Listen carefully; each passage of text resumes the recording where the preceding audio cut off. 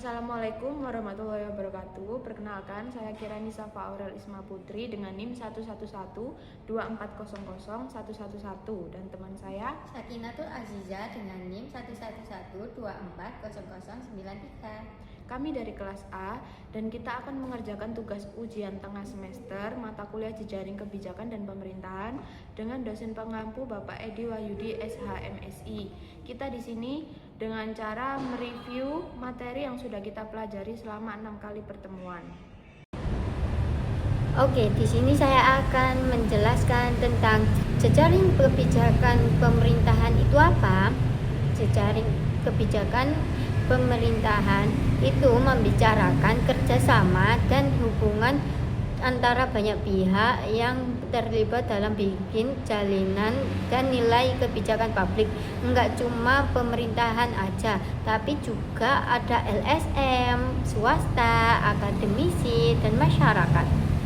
Semua saling menyambung, saling membantu biar kebijakan yang dibuat benar-benar cocok sama kebutuhan banyak orang. Jejaring kebijakan itu berhubungan dan komunikasi antar pihak waktu nentuin atau ngejalanin kebijakan. Jejaring pemerintahan itu kerjasama antar lembaga pemerintahan dan non-pemerintahan. Tata kelola jalan dan berjalan seiringan. Konsep utamanya ada dua. Satu, aktor-aktor yang terlibat, contohnya pemerintah, LSM, sektor swasta, dan masyarakat. Yang kedua, hubungan dan interaksi. Hubungan interaksi itu lewat kerjasama resmi atau formal, atau yang enggak resmi, itu informal. Intinya semua pihak koordinasi dan komunikasi bareng biar nggak jalan sendiri-sendiri. Peran tiap pihak itu ada 4. 1. Pemerintah. Pemerintah jadi pengarah utama yang mengatur dan bikin keputusan biar kebijakan jalan sesuai rencana. Tapi sekarang pemerintah nggak bisa kerja sendiri, harus bareng masyarakat, swasta, dan LSM. Pada pemerintah itu mengatur dan mengambil keputusan utama. Yang kedua, masyarakat sipil.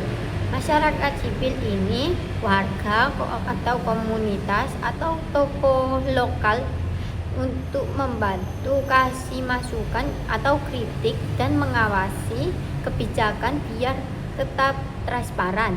Intinya masyarakat sama kayak suara rakyat untuk dan pengawas. Yang ketiga, sektor swasta. Mereka punya modal teknologi dan sumber daya buat bantu jalannya kebijakan terutama di bidang ekonomi, tapi tetap harus diawasi biar enggak merugikan banyak orang. Yang keempat, LSM. LSM itu menjadi jembatan antar pemerintah dan masyarakat. LSM membantu nyuarain kepentingan publik dan mengasih edukasi dan kadang juga turun langsung lewat program sosial. Yang intinya LSM itu kayak penghubung atau pengawas dan penggerak masyarakat. Teori yang mendukung ada 3. 1. Teori network governance. Network governance itu pemerintah sekarang nggak cuma dijalankan dari atas ke bawah, tapi lewat kerjasama semua pihak setara.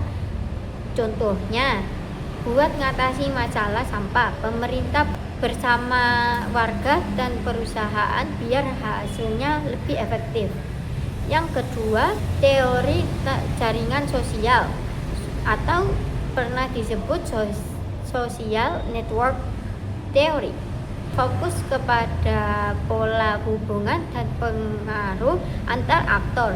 Misalnya, gimana penjabat LSM dan media bisa bareng-bareng dorong kebijakan tertentu.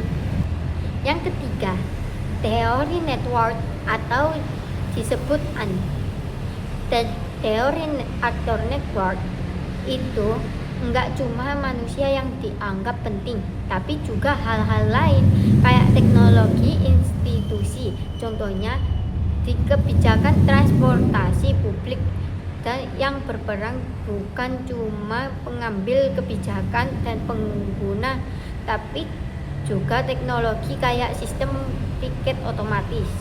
Saya akan memberikan contoh peran jejaring kebijakan dan pemerintahan dalam studi kasus pandemi COVID-19.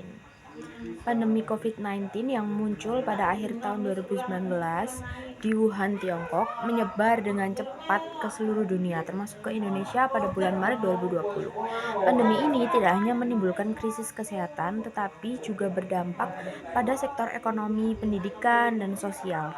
Untuk mengatasinya, pemerintah Indonesia tidak dapat bekerja sendiri. Diperlukan jejaring kebijakan, yaitu kerjasama antar berbagai aktor seperti pemerintah, swasta, akademisi, masyarakat sipil, dan lembaga internasional agar kebijakan penanganan COVID-19 dapat berjalan efektif. Latar belakang dari kasus ini adalah pandemi COVID-19 pertama kali terdeteksi di Indonesia pada Maret 2020. Pemerintah menghadapi tantangan besar dalam menekan penyebaran virus, menjaga stabilitas ekonomi, dan memastikan ketersediaan layanan kesehatan. Karena krisis ini bersifat lintas sektor, maka koordinasi antar lembaga dan pemangku kepentingan menjadi hal yang sangat penting. Contoh implementasi jejaring kebijakan dalam kasus ini yang pertama, pembentukan Satgas Penanganan COVID-19. Satgas ini merupakan bentuk nyata jejaring kebijakan lintas sektor. Terdiri dari berbagai instansi seperti BNPB, Kemenkes, TNI, Polri, dan lembaga lain. Melibatkan dunia usaha dan masyarakat melalui program seperti gotong royong, vaksinasi. Lalu yang kedua, program vaksinasi nasional dilakukan melalui kolaborasi antara pemerintah, BUMN, sektor swasta seperti Bio Farma, Kimia Farma, serta kerjasama internasional dengan COVAX atau WHO. Data penerima vaksin diintegrasikan melalui aplikasi Peduli Lindungi, hasil kerjasama antara Kominfo, Kemenkes, dan perusahaan teknologi nasional. Lalu yang ketiga, kebijakan PPKM atau pemberlakuan pembatasan kegiatan masyarakat. Kebijakan ini mengandalkan koordinasi pusat ke daerah dan masukan dari epidemiolog. Data dan masukan dari pemerintah daerah digunakan untuk menentukan level pembatasan di wilayah tertentu. Kesimpulannya dari kasus ini, kasus COVID-19 menunjukkan bahwa jejaring kebijakan menjadi kunci utama dalam menghadapi krisis yang kompleks. Tidak ada satu aktor pun yang mampu menyelesaikannya sendiri. Kolaborasi antara pemerintah, swasta, masyarakat, akademisi, dan lembaga internasional memungkinkan kebijakan yang lebih cepat, adaptif, dan efektif.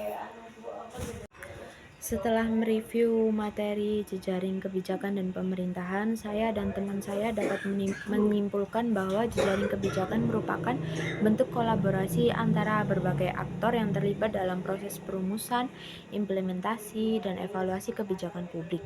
Dalam jejaring ini, pemerintah tidak bekerja sendiri, tetapi berkoordinasi dengan lembaga swasta, akademisi, organisasi masyarakat sipil, dan lembaga internasional untuk mencapai tujuan bersama.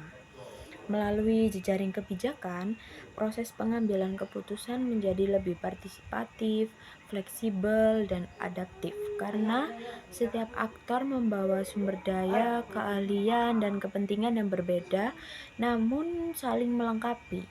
Jejaring kebijakan juga memperkuat koordinasi lintas sektor, mempercepat pertukaran informasi, dan meningkatkan efektivitas pelaksanaan kebijakan di lapangan.